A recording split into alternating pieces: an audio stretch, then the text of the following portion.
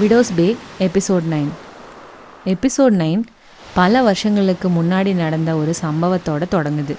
சாரா குழந்தைங்கள கூட்டிக்கிட்டு விடோஸ் பேலேருந்து தப்பிக்கிறதுக்காக ஒரு படகுல போயிட்டுருக்காங்க. கடல் ரொம்ப கொந்தளிச்சிருக்கு. பெரிய பெரிய அலைகள் படகை தூக்கி வீசுது. பலத்த காத்தடிக்குது.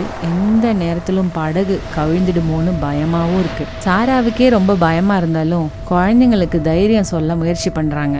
பயப்படாதீங்க, எதுவும் ஆகாதுன்னு அவங்க குழந்தைங்கள சமாதானப்படுத்துகிறாங்க.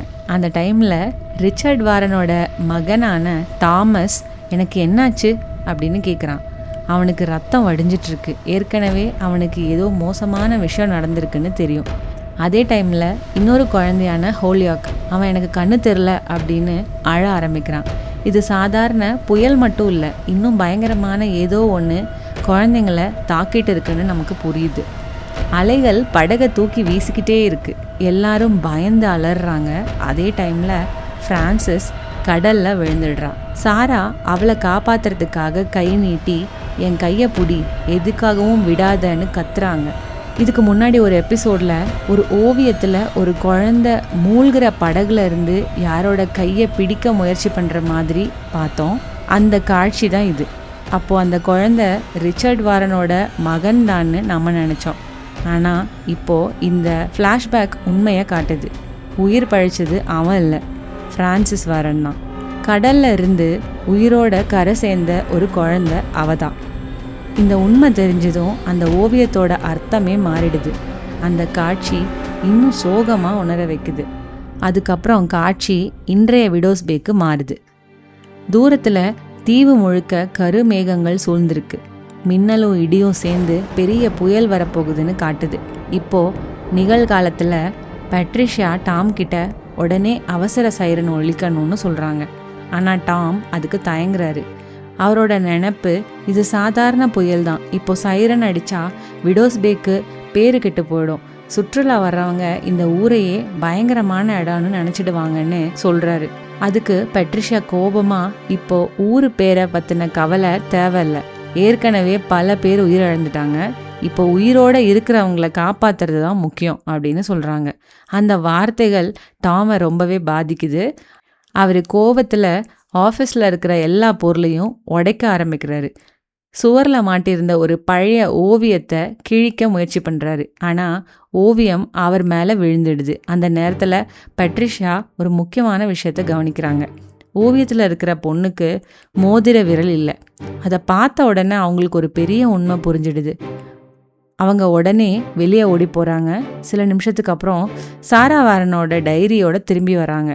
அதில் என்ன எழுதியிருக்கு தெரியுமா? சின்ன வயசில் ஃப்ரான்சிஸோட அண்ணன் தெரியாமல் அவளோட கை மேலே வண்டி ஏற்றிட்டதால அவளுக்கு மோதிர விரல் துண்டாகி போச்சு. அப்படின்னா இத்தனை வருஷமாக எல்லாரும் நம்பின மாதிரி அந்த ஓவியத்தில் இருக்கிறது ஃப்ரான்சிஸ் ஃபிஷர் இல்லை, அது உண்மையிலேயே ஃப்ரான்சிஸ் வாரன். இந்த ஒரு உண்மை எல்லாத்தையும் மாற்றிடுது. ரிச்சர்ட் வாரனோட குடும்பம் அங்கேயே முடிஞ்சிடலை. அவரோட மகள் ஃப்ரான்சிஸ் உயிர் பழைச்சு வேற ஒரு பேரில் வளர்ந்தாங்க. அவங்களோட சந்ததியினர் பல தலைமுறைகளாக விடோஸ் பேலையே வாழ்ந்துக்கிட்டு இருக்காங்க. பட்ரிஷியா இன்னொரு விஷயத்தையும் சொல்கிறாங்க. 400 வருஷ குடும்ப வரலாற்றை தேடுறது சுலபம் இல்லை. ஆனால் ரோஸ்மேரி கிட்ட பார்னபஸ் ஃபிஷரோட ஃபேமிலி ட்ரீ இருக்க வாய்ப்பு இருக்குது.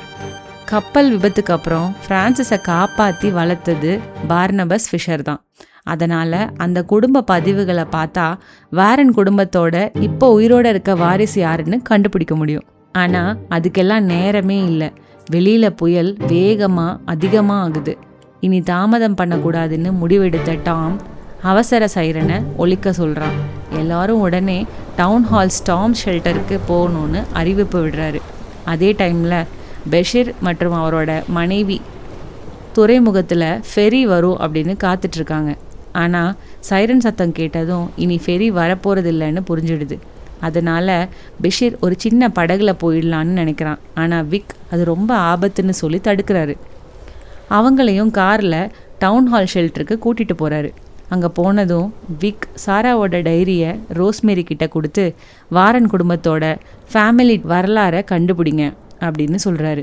அதே டைமில் டாம் தன்னோட மகன் இவான் கிட்ட எந்த காரணத்துக்காகவும் ஷெல்டரை விட்டு வெளியே போகாதன்னு கேட்குறாரு. இந்த தடவை இவானும் அப்பாவோட பேச்சை கேட்க சம்மதிக்கிறான். அந்த நேரத்தில் ஷெல்டரில் இருந்த ஜென்ரேட்டர் திடீர்னு நின்று போயிடுது.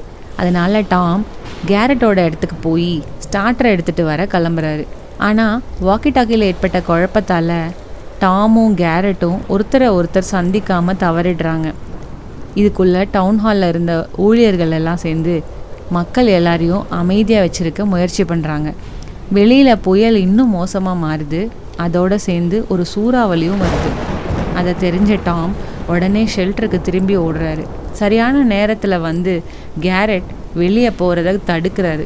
ஆனால் டாட் ஷெல்டருக்குள்ளே வர இன்னும் சில அடிகள் தான் இருக்குது. அந்த டைமில் அந்த சூறாவளி அவனை தூக்கிட்டு போயிடுது. அதே டைமில் பெஷிரோட மனைவிக்கு பிரசவ வலியும் ஆரம்பிக்குது. இதுக்கப்புறம் ரூத் இன்னும் இந்த ஷெல்டருக்கு வரல, அவங்க வீட்டில் தான் இருக்காங்க அப்படிங்கிற விஷயத்த பெட்ரிஷியா டாம் கிட்ட சொல்கிறாங்க. அதுக்கு டாம் நான் ஏதாவது வழி பார்க்குறேன் அப்படின்னு சொல்கிறாரு. அந்த டைமில் ரோஸ்மேரி ஃபேமிலி ட்ரீயை முழுசாக ஆராய்ச்சி பண்ணி முடிச்சிருக்காங்க. விக், டாம், பெட்ரிஷியா இவங்க 3 பேரையும் தனியாக ஒரு ரூமில் கூப்பிட்டு என்ன கண்டுபிடிச்சேன் அப்படிங்கிற விஷயத்த தெரிவிக்க ஆரம்பிக்கிறாங்க ரோஸ்மேரி. ஆனால் பெட்ரிஷியா இந்த உண்மையை தெரிஞ்சுக்கவே வேண்டாம், தெரிஞ்சால் நாம் செய்யக்கூடாத ஒரு விஷயம் செய்ய வேண்டிய நிலை வர வாய்ப்பு இருக்குது அப்படின்னு சொல்கிறாங்க. ஆனால் விக்கும் டாமும் ஒருத்தரோட உயிரை விட இந்த ஊரில் இருக்கிற 100கணக்கான மக்களோட உயிர் தான் முக்கியம் அப்படின்னு சொல்கிறாங்க. அதுக்கப்புறம் ரோஸ்மேரி அந்த ஃபேமிலி ட்ரீயை பற்றி அவங்க கண்டுபிடிச்ச விஷயத்த விளக்கி சொல்ல ஆரம்பிக்கிறாங்க. கடைசியில் ஒரு அதிர்ச்சியான உண்மையை சொல்கிறாங்க. ரிச்சர்ட் வாரனோட உயிரோடு இருக்கிற கடைசி வாரிசு ரூத் தான். அந்த உண்மையை கேட்டதும் எல்லாரும் அதிர்ச்சியில் உறைஞ்சு போகிறாங்க.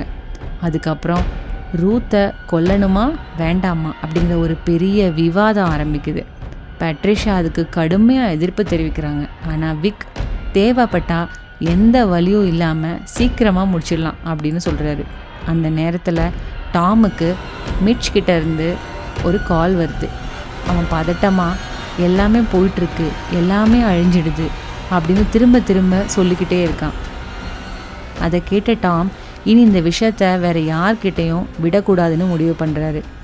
விக் கிட்ட இதை நான் பார்த்துக்கிறேன், நீ எதுவும் பண்ணாத அப்படின்னு சொல்கிறாரு. அதுக்கப்புறம் டாம் தனியாக நடந்து போக ஆரம்பிக்கிறாரு. அதை பார்த்த பெட்ரிஷியா நீ என்ன செய்ய போகிற அப்படின்னு கேட்குறாங்க. ஆனால் டாம் எந்த பதிலும் சொல்லாமல் நடந்து போகிறாரு. அதோட எபிசோட் 9 முடிவடையுது.